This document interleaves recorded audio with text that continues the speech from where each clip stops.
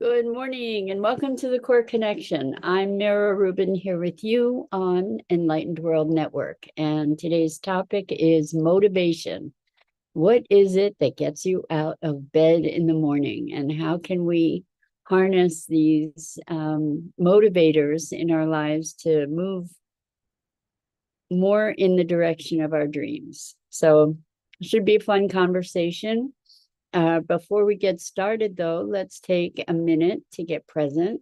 Let's take a deep breath in through your nose and hold it. And imagine clean, crisp oxygen flooding your lungs, flowing into your bloodstream, nourishing all your cells, all your organs, bringing vital life energy to your body and being. And as you exhale any tension, stress, negativity, fatigue.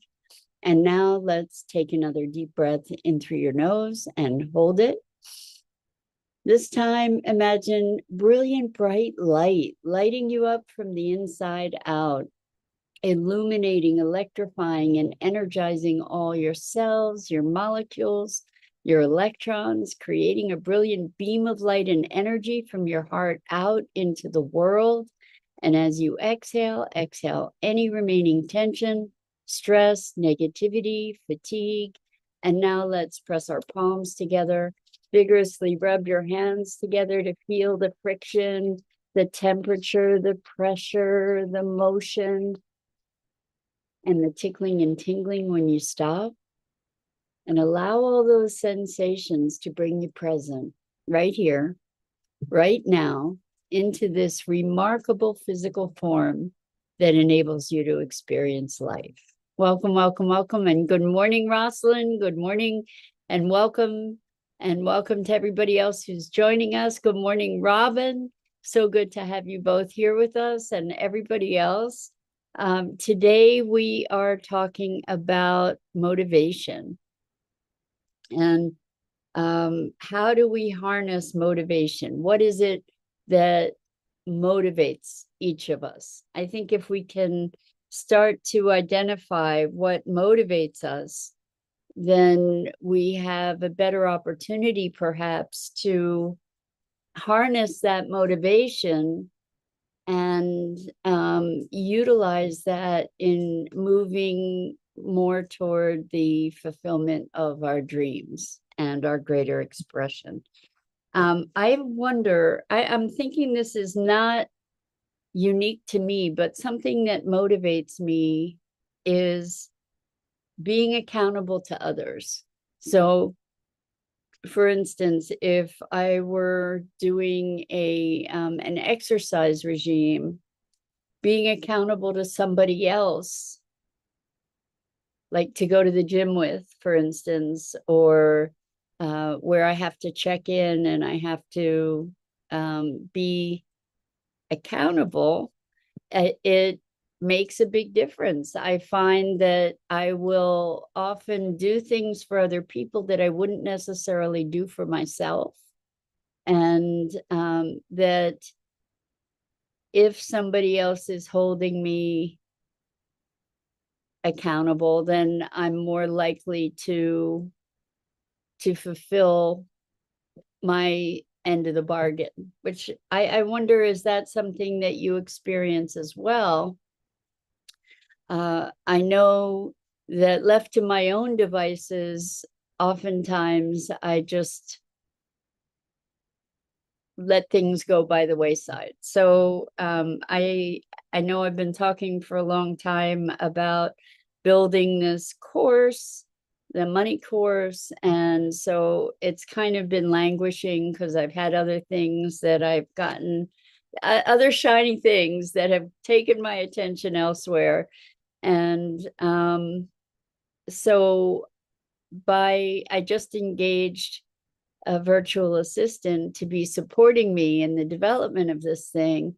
And so that's an extra motivator. Sometimes if something's going to cost you money, that's a motivator. Sometimes if you have somebody else who's depending upon you, that's a motivator. Sometimes just the good feeling that we get when we've accomplished something, that is sometimes enough of a motivator. or, just really the urge to get something completed, or to see a certain phase of something emerge, that can be a motivator. What kinds of things do you find are the best motivators for you? Is it reward, or is it threat of punishment? I think that's a really interesting distinction, or an interesting thing to consider. Lots of people will do things for rewards, but I think even more people will do things due to threat of punishment. And whether that's a monetary consequence or a social consequence, I think that we often do things to avoid the negative, even more than we do things to experience the positive. So Rosalind says expectations like work responsibilities versus family responsibilities seem like it could get me in just the doing, but being accountable has a different operating system. Okay, all right, so let's take this apart. Expectations like work responsibilities versus family responsibilities seems like it could get me in just the doing, but being accountable has a different operating system. Interesting. I think we're talking about oh, it's interesting. Okay, so work responsibilities are obligations, expectations. Family responsibilities may be that, and they also might be generated from love and commitment and a feeling of responsibility. And then accountability, I'm wondering if is it a different operating system? Maybe it's maybe accountability is just bringing the operating system or the mechanics of responsibility and expectations to a more conscious and deliberate place where we're naming our accountabilities, or we're recognizing consequences. So if we don't meet our family responsibilities, there are consequences. If we don't meet our work responsibilities, there are consequences. So that those consequences are part of the accountability operating system, I think. It's just that maybe we're not bringing it as much into the fore. Maybe we're not speaking it or relating to it in as explicit a manner. I wonder. So I'm fascinated. Good morning, good evening, Gia. Welcome. So good to have you here with us. We're talking about motivation. And so we just started talking about, along with motivation, accountability and what motivates us. Is it a sense of responsibility? Is it a sense of obligation? Is it a sense of fear of negative consequences, whether they be social or monetary or circumstantial? What is it that motivates us? If you look into your own life, what do you notice? Are you more motivated by negative motivators or positive motivators? Positive reinforcements or negative reinforcements? So one of the things that I know has served as a big motivator for me is deadlines. As a deadline comes closer, then I get more motivated. I know some people are really good at handling something way ahead of a deadline. It used to be, and I think probably less so now, but it used to be that I was kind of last minute miracle kind of person. Like when it was the last minute, then I could focus my thoughts. I could put my attention in one place. I could get done what needed to be done. The thing about that is that it typically will create lots and lots of drama.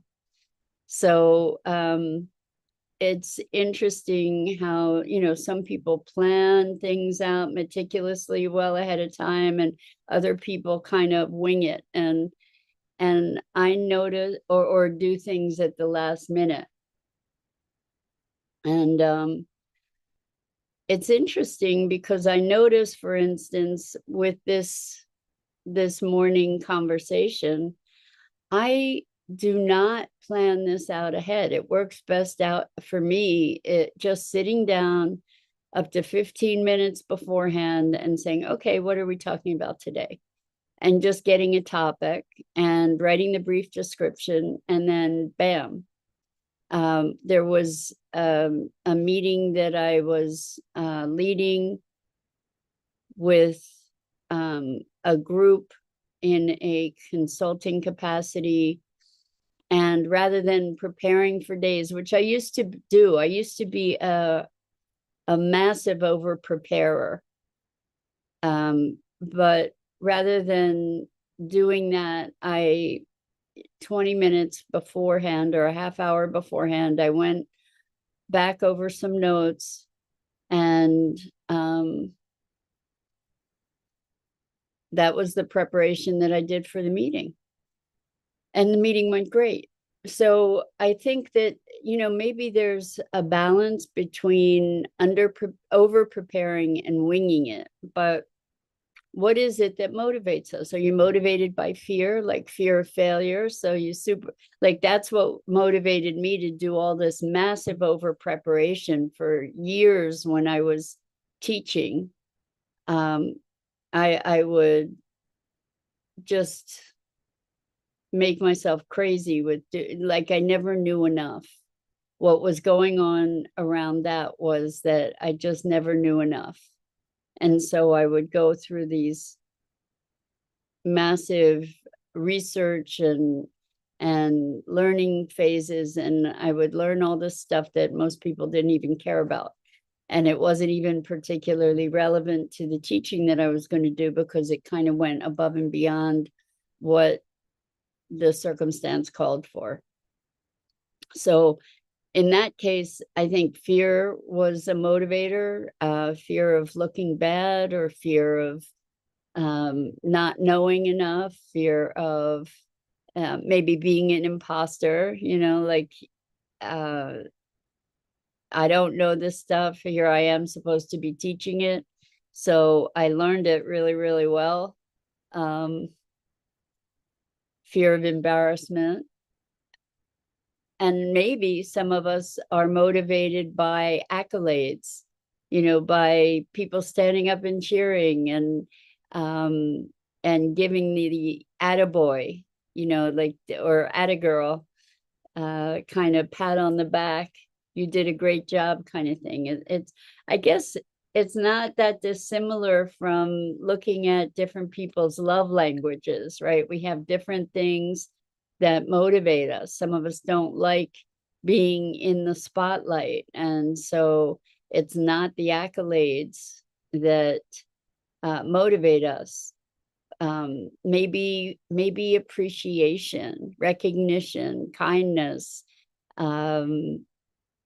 all different things can be motivators. So Rosalind says, so does motivation require accurate perception? Someone can still operate under blind belief.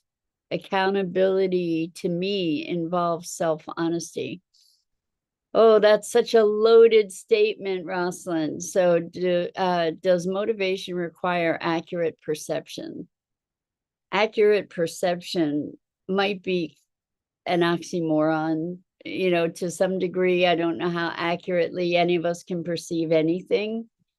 There may be circumstances that we agree on, but the nuances of our perception are going to be very subjective and nuanced, I would imagine, or very individual, rather.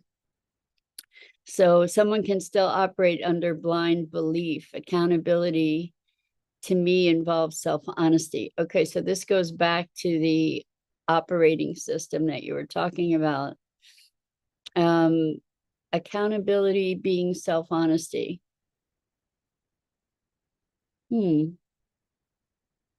Well, if I'm holding myself accountable, then I can be assessing whether I've fulfilled the responsibilities that I named, perhaps.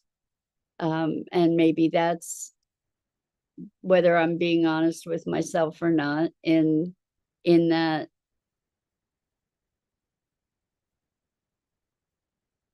mechanism of accountability. We can hold ourselves accountable. We can hold others accountable. When we have others holding us accountable, that, as I was saying earlier, seems to be something that is a motivator for me. Like I will, if I had a gym partner to go to the gym with, I would get myself up and moving so as not to disappoint that person, even if I didn't, even if I couldn't motivate myself by myself to get to the gym, for example. I think maybe other people's happiness might motivate you, like to do something nice for somebody because you see that it's giving to them, it's pleasing them in some way, it's creating joy for somebody else. That's sometimes a motivator. But I find this carrot and stick thing very interesting, because I have several clients that are trying to fulfill certain commitments to themselves, and as a motivator, we've put on a stiff stick kind of consequence for not fulfilling their responsibility or their commitment. And that seems to work for some people, as long as you're invested in that. So meaning as long as you're in the game, it's all different rules of the game that we set up to keep ourselves motivated. So Rosalind says, self-mastery or self-help? It's a good question. Maybe both of each. I used to say that as a kid, both of each. If I am motivated to keep evolving, is the question, what is motivating me to evolve? Ooh, I like that. Well, maybe, like, what is motivating us to care about self-mastery? Maybe that's a foundational human condition. Past a certain level of survival, maybe we get to the place where we're looking for self-mastery, we're looking for evolution. And lots of us will do things because they contribute to our growth, even when those things might be painful or uncomfortable. People go to darkness retreats or silent retreats, or do all kinds of physical exertion sorts of things that push them past their imagined limits. And so even though these things are uncomfortable, the motivator is self-growth and evolution, right? Self-development. So that can be a huge motivator. What else? What else is a motivator for you? Do you have a magic formula, a secret sauce that allows you to harness motivation? Maybe if you promise yourself a treat at the achievement of something, like a celebration when you get to this, that, or the other point, maybe that is a motivator to make something that you really want as a reward. It's interesting. It's very, very interesting how some people are much more motivated by the stick than the carrot. And I've seen this in behavior too, which is really fascinating, how people will talk really nasty to themselves to motivate themselves. They'll tell themselves how awful they are as a motivator to be better or to be more. And there's something so twisty about that, where people will say all these horrible things to themselves. And if I point it out, and I've had occasion to more than one time in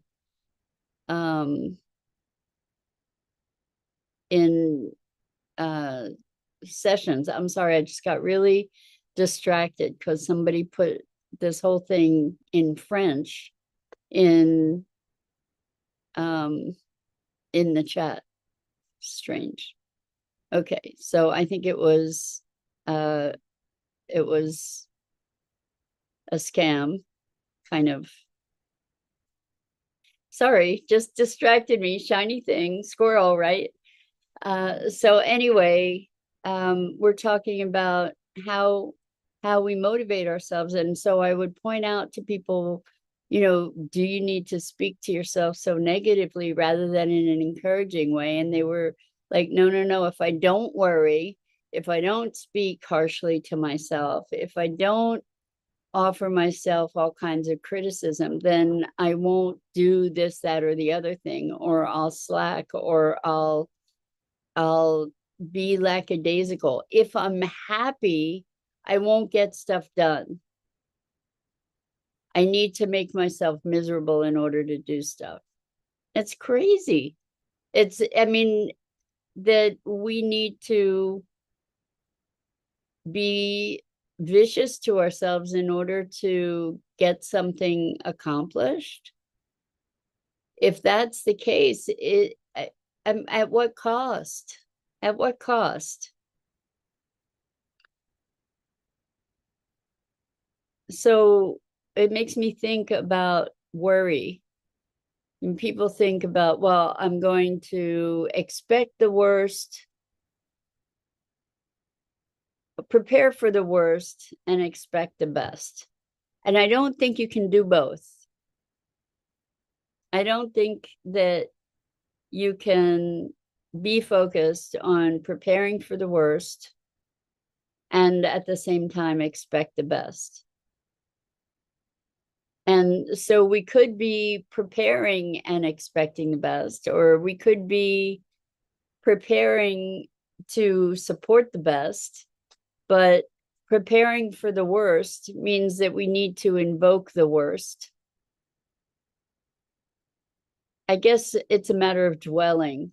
It's important to take precautions, to prepare for eventualities or possibilities, and not to be focused on the negativity of that. So when we talk about worry, what worry is negative expectation projected forward. And there's a difference between being circumspect, being able to recognize, oh, these are things I could prepare for, versus I'm worried about this or I'm worried about that. The worry is sort of a constant attention, a constant focus on a negative outcome, rather than just taking the precautions and moving on. So Gia says, this is the conditioning. We are all night up, I think. Parents and teachers didn't appreciate us enough at times, or they were always nagging or criticizing us, fearing that we might not perform well if we're happy and appreciated. We stopped growing. I had those, I think you mean beliefs, that I had those beliefs that in order to grow, I need to worry, be in fear, stressed, and so on. Right. So, Gia, isn't it interesting? It's not just a Western culture phenomena. I mean, you're in India and you've experienced the same thing, that we get criticized rather than encouraged. We get torn down rather than built up. And then we internalize those behaviors. And then that's how we try to motivate ourselves by worrying, by fear, by stress, by pressure. And look at the experience of life where we could just be doing the stuff that needs doing or that we want to be doing without all the extra drama around it that sucks energy and that sucks life force, to be worrying and fearful all the time. It's kind of crazy, right? It's like, oh, we can make this into a fun game. What if we could turn it into fun? Then it would be fun to do and it would be easy to do. And we don't have to be finding all these other crazy ways to motivate ourselves. Maybe having fun would motivate us, but we've been conditioned to the stick. We've been conditioned to being motivated by fear in so many ways. So Gia says it's the same no matter which part of the world you're in. I guess, it's a human condition probably throughout most cultures, I imagine, and the social consequences that we face. So I invite you to look and see if there are ways that you can generate positive motivation for yourself. Like if you can find positive motivations that are effective for you and step into those and see what's different in the quality of your experience, if there might be less stress, less anxiety, less fear, more enjoyment, more fulfillment. And that's it for today. So I'm Mira Rubin. This is the Core Connection, and I go live here each weekday morning at 9 a.m. Eastern on the Enlightened World Network Facebook page and YouTube channel. And I invite you to check out the other awesome programming on Enlightened World Network and Enlightened World Living. And I just, again, as always, am deeply, deeply appreciative of you and the opportunity to share this time together, to be discussing ways of thinking, ways of being, and hopefully to be growing and expanding together. So until next time, so much love.